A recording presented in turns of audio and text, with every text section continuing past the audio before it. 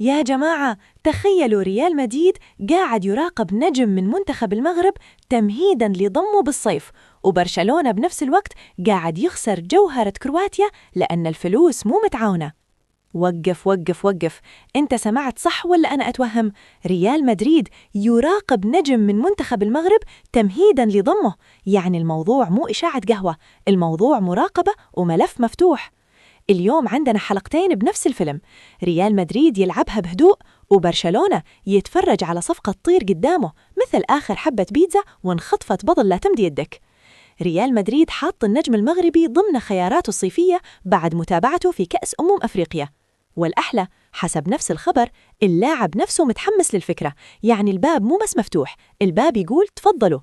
تخيل معي لاعب مغربي وفوقها شعار مدريد، يا ساتر، الجمهور بيولع السوشيال.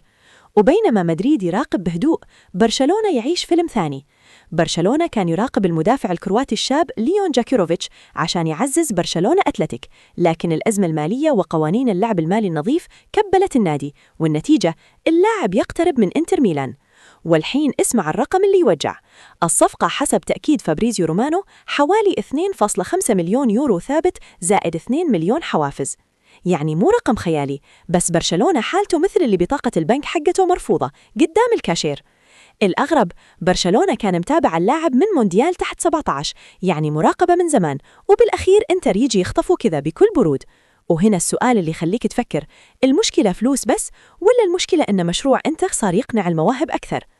الحين ركزوا معي، إذا ريال مدريد قاعد يجهز لصفقة نجم منتخب المغرب للصيف، مين اللاعب بالضبط اللي بيصير ترند مدريد القادم؟ وإلى أي درجة الموضوع قريب من الرسمي؟ اكتبوا توقعاتكم بالتعليقات، وبكرة إذا نزلت تفاصيل جديدة بنعرف هل هي صفقة هز السوق وذا مجرد مراقبة تنتهي بصمت.